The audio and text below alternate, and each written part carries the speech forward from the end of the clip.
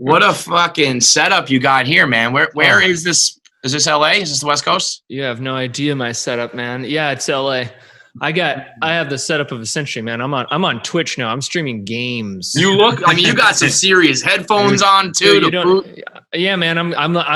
It's my attempt at being the next 38-year-old Dr. Disrespect. Yeah, let's go. Oh wow, you really do have that Dr. Disrespect, that black and red motif going. There's a green screen under there that folds out. I got lights. I got joysticks. Ooh, what are those trophies here? That there. I played greatest Halo player of all time. Did you make that yourself? No, I played Conan O'Brien in a Halo match and won, but he's not very good. So. You think this is a drawer, a dresser thing? You're wrong. That's the computer in there. Oh, you got like servers and shit. That's what I would call. I don't know what a server is, but I would call it the servers. That was a server. Yeah. Custom. Wow, that is. And do you have a stupid pair of sunglasses that you wear? I feel like that's and a mullet wig. Yeah. How about that? What is that? Like an elliptical in the back there that you never use? No, I'm on that, and then upstairs I got like chin up bar. I just ordered that like a fight camp bag. Oh yeah. They sponsored us. You throwing some bows, throwing some hands? Well, yeah. I was it last year for like a whole year I took boxing lessons because I've never been in a fight. I've never thrown a punch. So I was like, I should probably learn how to throw. I've thought that. Yeah, I feel like I don't know what the crazier move is, to start the video games at 38 or to start the boxing. Like you're behind the curve on both there, Thomas. Either way, I'm making some changes and it's all for the better. I do feel like there's something like I don't plan on, getting any street fights anytime soon, but I would like to know that I can throw like a competent punch. That would be nice. Right. Lay down. What ended up happening is I still have no intention of being ever in a street fight, in any type of fight. I don't want it. No, I don't, but I know for a fact that I will avoid fighting. Basically, I'll suck a guy's dick. I'll suck his dick. It's not happening. Fight me or blow me. I'll just blow you, dude. Yeah. Easy sell. It ended up being, it's pretty fun. Like it's pretty fun to like do combos on the bag and stuff. So, How about, are you good at foosball? I'd imagine if you got one sitting there in the living room, it's probably. That's some set, right? I'm not bad. Oh, it's Pied Piper. No.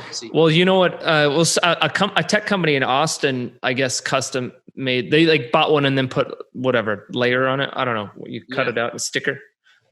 And they gave that to the creator who gave it to me. But I'm not pro. I have some friends who are very, very good, and they come over and I'm just like, I think foosball is a thing that's like the disparity between good and bad. Like I never grew up with it. I never played it. So when I get on it, I'm like, it's like a foreign thing to me. I'm like slowly turning it, and then there's guys fucking whipping it and moving. I am the worst at it because I never had it. Bubble hockey I used to rock. Yeah. Oh, hell yeah. Yeah. I knew we'd get a Canadian response to that. Hell yeah. Oh man, I was looking at, and I still might do it because I finally got myself like an arcade cabinet, but it's like it looks very nice. Looks very like piece of furniture stuff. But anyway, besides the point. But I've been eyeing like really premium with the bubble and the sound. Rod hockey tables, because I had like a cheapo one growing up. I loved it.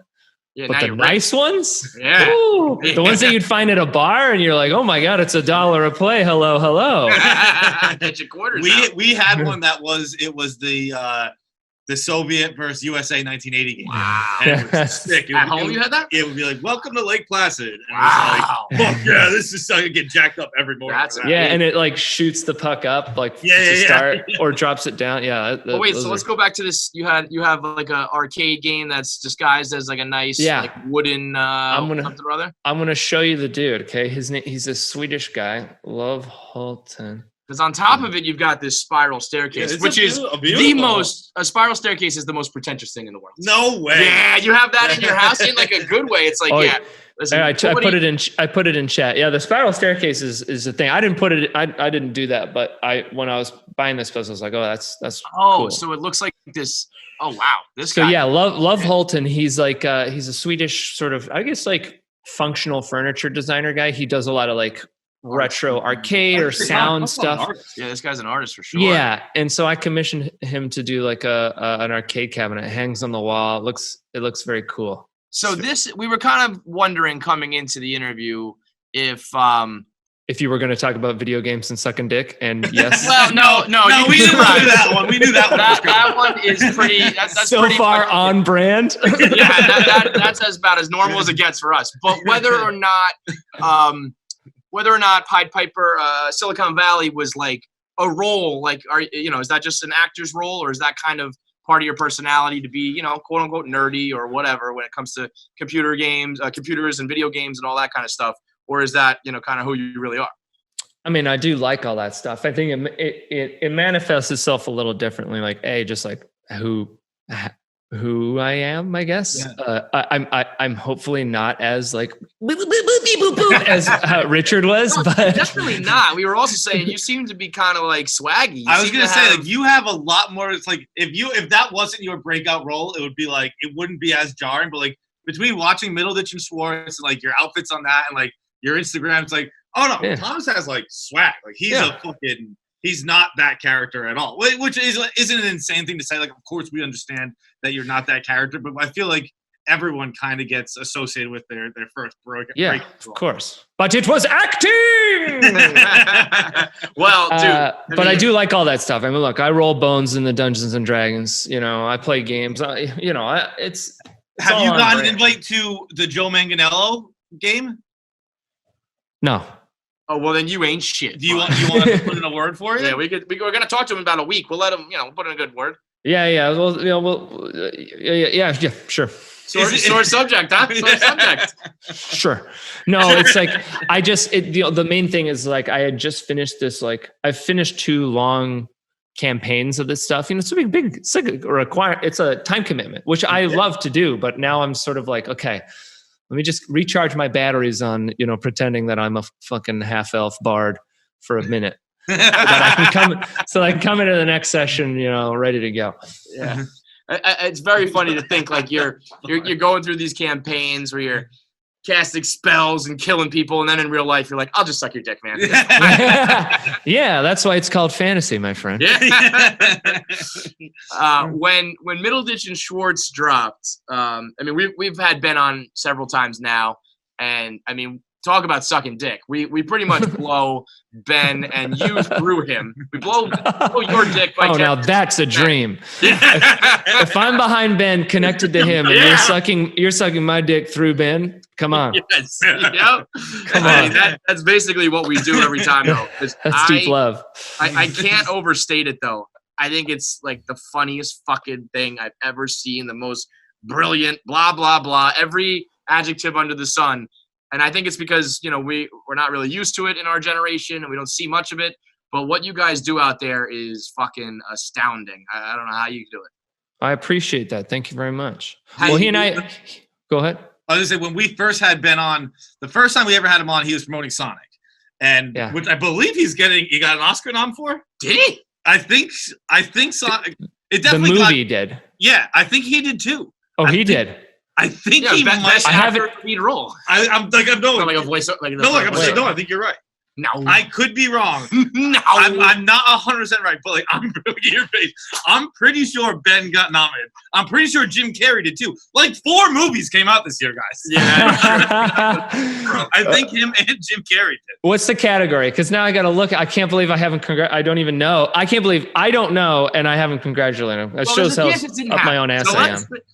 Let's see. I am not seeing anything here. But while he looks this up, I will continue what I was saying. Where we were talking about, obviously pre-pandemic, and he was talking about how he had this long-form improv coming out, and we were both saying like, oh, I'd never seen improv, not once in my life.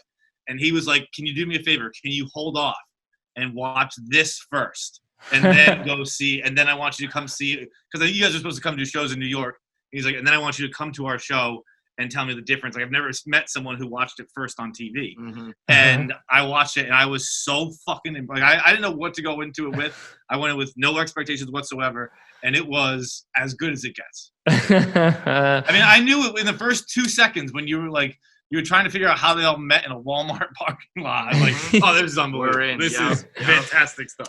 Oh, I appreciate that. Thank you very much. I feel like we've done it. I've been doing improv since 8th grade. So that's like whatever. It's, I don't know, 3 years, something. And Ben's close to that. He got started in college. So we've been doing it for a very long time. And for us, improv was always this thing where it was like, it's a $5 ticket or thereabouts, in some theater that's like max, 100 seats or anything, not to poo poo it, but like, it was just always relegated to that. And we felt like we were, I don't want to make this sound conceited, but it's like you put enough time in it and you're like, I feel like I'm pretty good. Like I feel like we're at like the top of our respective games, let's say. That will take it out of the realm of ego. And we set ourselves a goal because we initially pitched Netflix. We're like, hey, we think we should be the ones to do an improv comedy special. And they kind of passed, and we pitched everywhere and they all passed. And so we were like, okay, here's the goal. We are going to tour. We're only going to do theaters. So we're only going to do big spots like Carnegie Hall, Chicago Theater, like fancy places to show like, look at how many people we can bring in. And it's not going to be $5 a ticket, not because we like need the money, but because you have to show that people are willing to do it. Yeah. All with the hopes of like, then coming back and being like, see, like, look at the papers, look at the numbers. Yes. Yeah. And eventually we got them. And I just like, to me, that I'm very proud of that fact that we did that.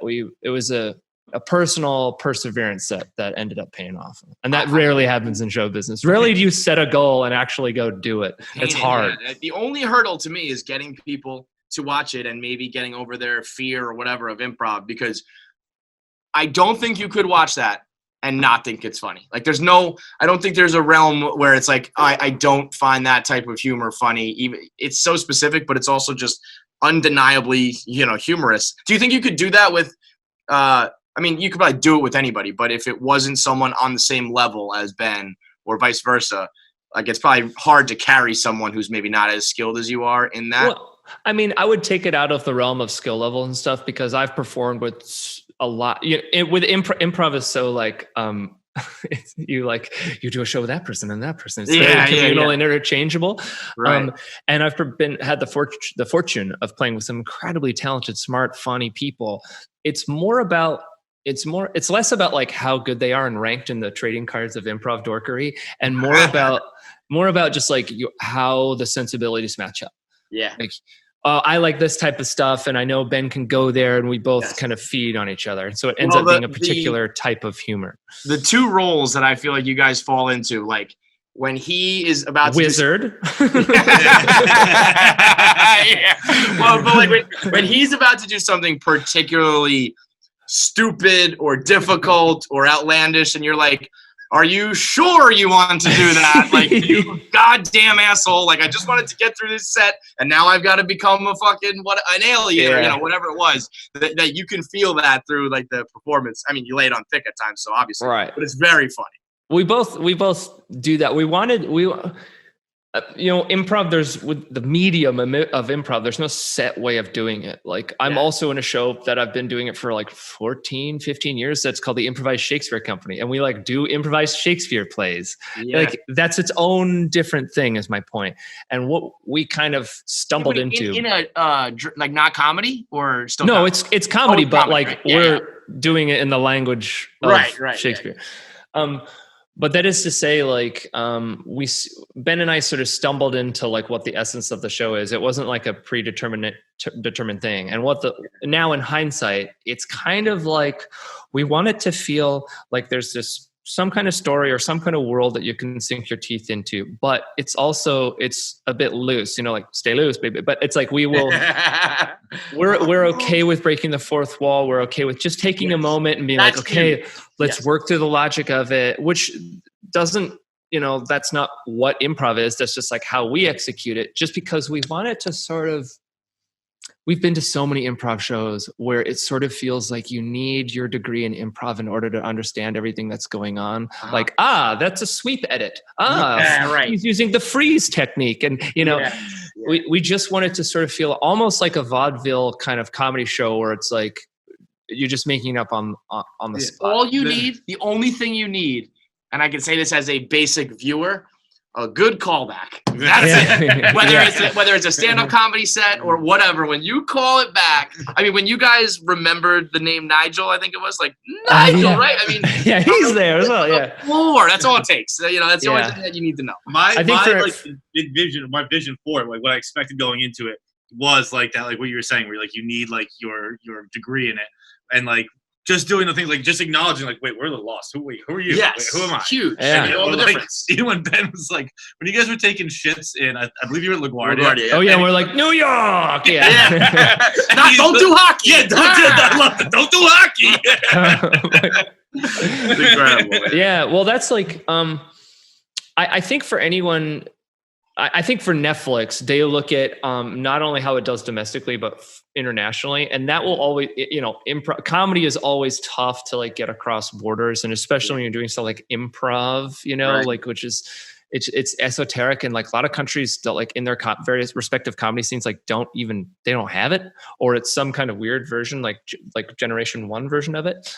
I would say for that, or even if anyone's listening and hasn't seen it, I think the biggest hurdle is sitting through that first, 7-10 minutes of like introducing the show, of like, and then like interviewing someone, and like understanding that we're going to take portions of that interview and use it as the show. Like, I feel, it's always about like, do they watch the first 20 minutes and do they like stick through it? Those are the numbers. And I think you just have to know like that all of that is the feeding of the show that will pay off later on. So if anyone hasn't watched it, not that you have to sit through it. I don't think it's a slog. I think it's fun. Not at all. But it's like, it may be like, wait, this isn't Dane Cook. What am I watching here? It's like, just give it some time. Yeah. You gotta just like trust it, because when I first saw it, they were like 55 minutes. I was like, no fucking way. So you go from breakout hit with you keep calling it Pied Piper, with Silicon Valley, and then you do the Netflix special, and now we're getting into like the network comedy game with Be Positive. Yeah. That's got to be a pretty drastic change, no? It's a different game, that's for sure. I mean, as someone who's done years and years of like alternative comedy in like the literally basements of grocery stores and stuff like that, this type of kind of multicam, family-friendly stuff is a different world, but I'm happy to take on the challenge. And for most of America, if they don't have HBO, which most Americans don't, they just know me as the Verizon guy, basically, or that dude, that dude from Godzilla. It's like, okay, and now, so now I get to. That's so weird to think that, like, if you don't have streaming, I guess I take it for granted that like everybody has these things. But if not, there are people who just don't know you yet. Yeah. I think if you was like a fucking, well-established megastar, and there are people who have yet to find you, But, this is an opportunity for me, and this is how I look at an opportunity to entertain even a grander section of the population. So I'm eager to do it. It's a different muscle. It's a different style of comedy. You end up kind of like performing it like a play. Like there's no fourth wall, there's cameras, and you're like, you kind of like, you're standing 3/4 so the camera can see you. It's weird, but it's fun. And the shows, these shows, especially when you have Chuck Lorre behind it, you hope to have time in it. Like you're not nervous that like the first few episodes have got to be absolutely killer. But I'm really pleased with the show, and I think it's finding its legs really quickly. So I'm happy with it. I gotta ask about doing the shows in a supermarket basement real quick. You can't just graze over that. That's actually in New York. The UCB Chelsea was it was underneath a Gristedes. That's okay. It sounds a lot worse when you say a supermarket basement. You go, actually, it was USB or UCB. No, but like I've done. I mean, one of the weirdest. I was talking about this recently. Like one of the weirder shows. I was in Chicago. For years and years. I did this. I was part of this troupe called Baby Wants Candy. It was like musical improv. Like we'd take a title of what crazy musical you want to see, and we'd sing. It was like so. It was a lot of energy. And for some reasons, I think the daughter or the granddaughter of this old lady saw us, was an improv nerd, and wanted to hire us as like a private show for her grandma. So we came up to this like fancy penthouse in downtown Chicago. We got up to this penthouse, and there's like 8 people there. And we're going to do a Baby Wants like a full 45-minute musical in this living room for this like 80-year-old woman who does not care, does not know what improv is, Right. has no idea what the fuck is going on. And it's like, the living room's so cluttered with like trinkets and baubles from around the world. You know, we're like and like desperately not trying to go blue and talk about like, I want to give a blowjob. None of that. That was a weird one, you know. So I've done all kinds. Of all those, I imagine that's happened. No, not regularly, but multiple times. Is there ever a time where you're just like, no, I'm just not doing it? No. I don't care what the paycheck is. Like, I'm out of here. Nowadays I pass on most shit, but like in those early days, I don't know. I mean, I had a show actually with TJ back in the day, back in Chicago, where we would, as a 2-person show, one night we outnumbered the audience. And we did it. We did it anyway. We like literally got on stage. We asked the guy, I was like, do you want to see this or no? He's like, yeah. I'm like, okay. Wait a minute. So what are the circumstances there? Like, where was that? Where, like, that was at Improv Olympic, or I guess IO Chicago is called now. And one dude shows up and you're like, fuck it, let's go. Yeah. And it was like a pretty fun show. We had like sketch. It was like, it wasn't just us. We had sketch comedy, stand up. It was like a whole variety show. And then I don't know who that's more awkward for, you guys or him. I don't like if someone's like, hey, listen to this song. And I have to sit there and do like a 3-minute song, let alone a 45-minute show.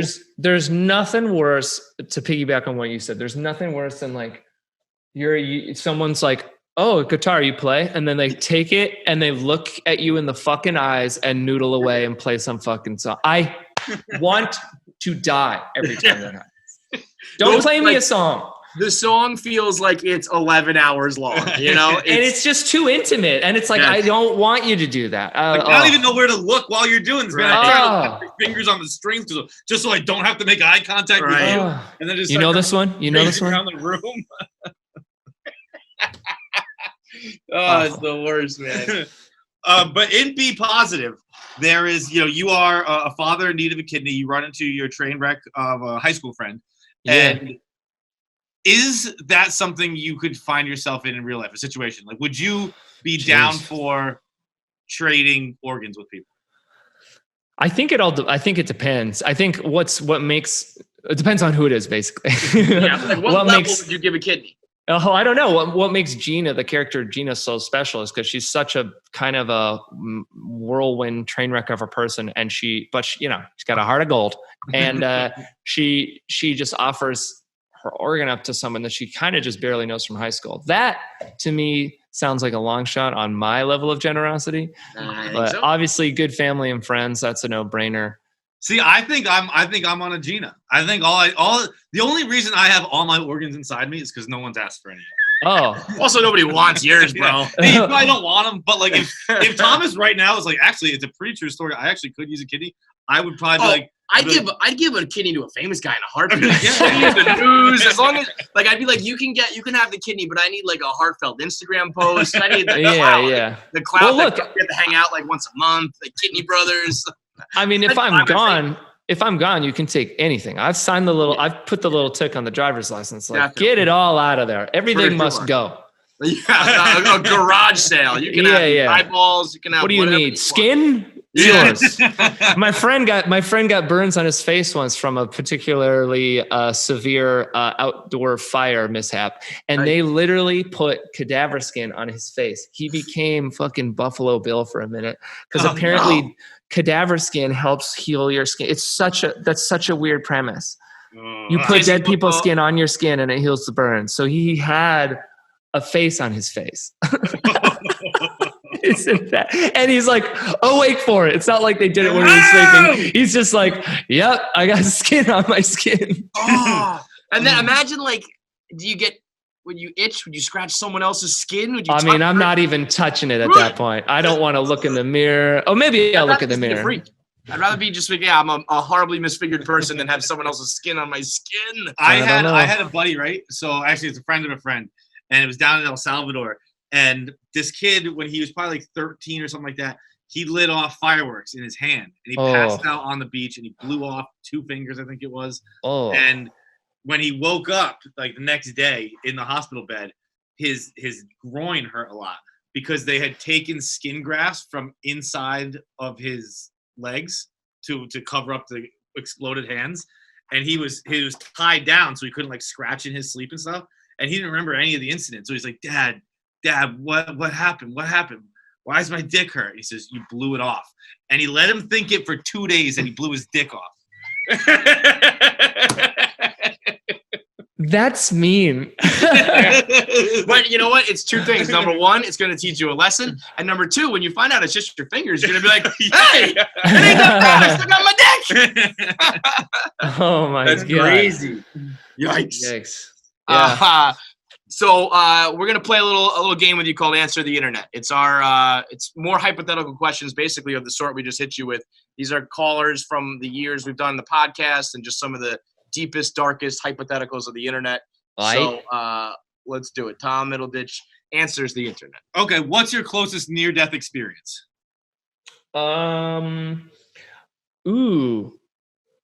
I think maybe so. I fly now, and I fly little propeller planes.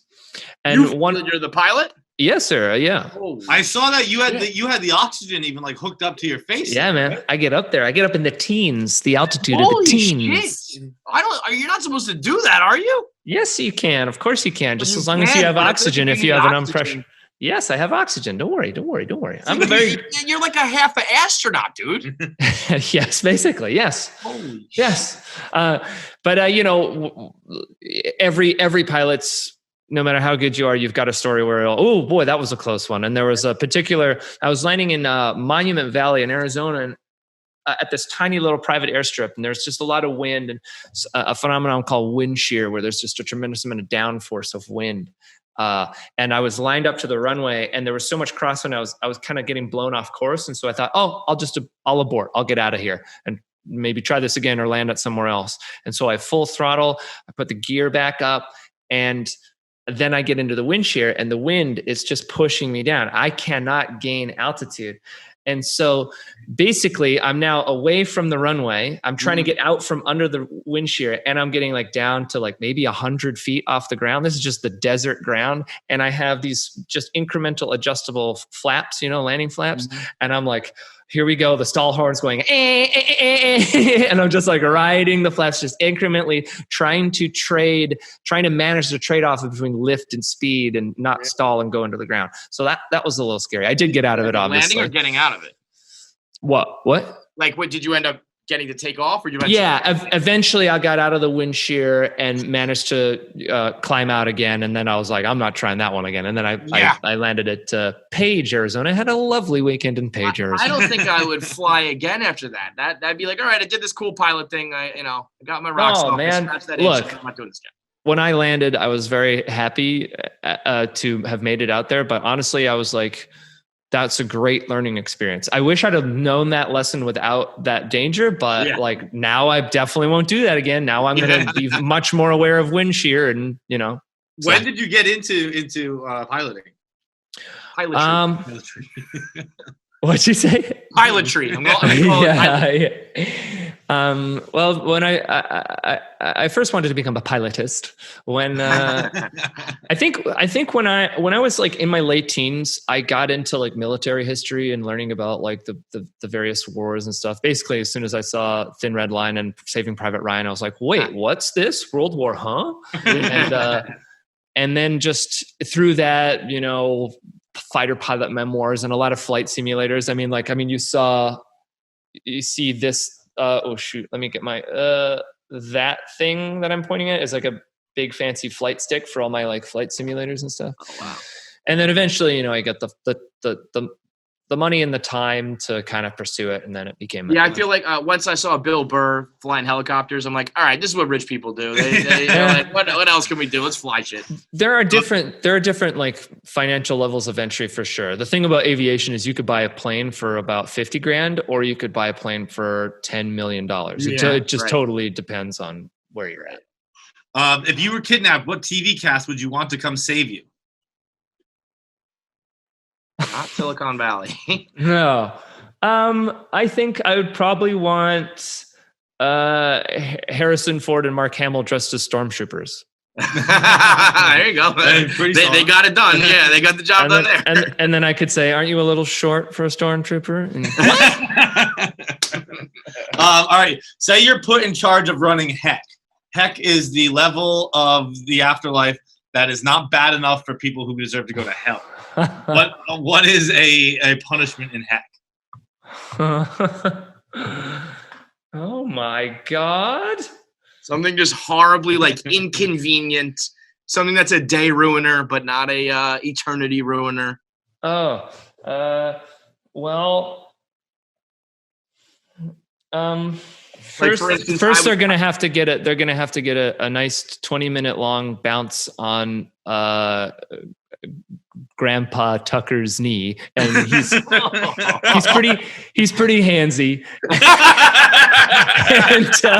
and he hasn't eaten in a while, so he's got hunger breath. Molested by your grandpa. Okay. Not molested, just just unwantedly touched. It's just a little bit extra, and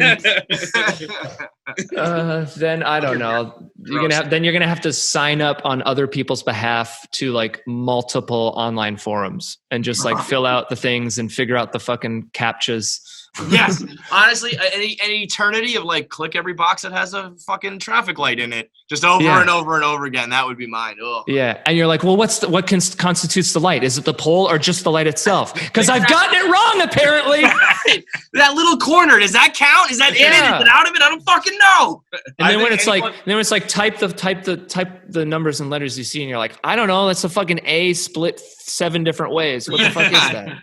I remember like as a kid, like when your dad would be like, you don't have anything to be sad about, I'll give you something to be sad about. Like that's how I think of children now. And like you couldn't possibly have anxiety. You've never had to do a recaptcha thing. Yeah. Like you've never had to decide what's got sidewalks and what doesn't. Like, until then, you haven't experienced life, man. Life is an easy breezy for you, kid. Captchas, more like gotchas. Am I right? Jesus Christ. All right, if you could be the patron saint of something, what would it be? Not in a fantasy, in your real life. Like what is Thomas Middleditch? What makes him? What is he great at? Oh, the patron Improv? saint. The patron saint of improv. I mean, you kind of are probably. You two are probably, as far as the public's concerned, the 2 best improv artists on the planet. Okay. Well, I would say maybe the patron saint of wanting to be confident to like give everybody I meet a handshake or some kind of like physical affection, but then just sort of keep my hands in my pockets going like, hey. Incredibly precise. Incredibly specific, and I love it. Maybe the patron saint of that. That is perfect, man. I love it, dude. All right. Well, thank you so much for the time. Thank you for all the entertainment over the years. We're looking forward to many more. Be Positive is out now on, when is it? CBS Thursdays, 8:30. Yeah, check out Be Positive. Yeah, right after Young Sheldon. It's a real lineup. It's a real lineup on CBS. Heavy, and then if you're bored or if you're kind of like, oh man, for some reason you need more Middleditch. Obviously, Ben and I can't go on stage and tour and stuff, but I'm trying to stay sharp with performing and basically a ton of video games on Twitch. It's twitch.tv/Middleditch. Awesome. So that's the only way during a pandemic I can perform live comedy. Yeah. No, I love it though. I'll be tuning in, man. Thanks so much. Really appreciate it. Thanks, guys. I'm gonna hit you with a little YouTube sabermetrics, okay? Only 15% of people who watch the videos on the KFC Radio channel are actually subscribed. That means you fucking lurkers. I'm right? tired. Yeah, free, I'm tired 85% of lurkers. freeloaders. Retweet, like, fucking heart on Instagram. Rate, review, subscribe. If you enjoy content, double tap it. Literally, double tap to subscribe. Just click. It doesn't. I think you only have to click it once, not even double. Well, okay, just one click. But I'm not a mathematician. Just a one click works. Because I don't want. If you double click, you might subscribe and then unsubscribe. Oh, true. So just one click. 3 clicks. 3 clicks to subscribe, because otherwise, I mean, it literally doesn't affect you at all, and it will basically make our careers so much better. Oh, Please so much better. Do it. Oh, you'll get us so good. Please. You'll get us going Come on. 85% of you. Don't be poor. Triple top. The thing. The subscribe thing. Smash that button, as they say.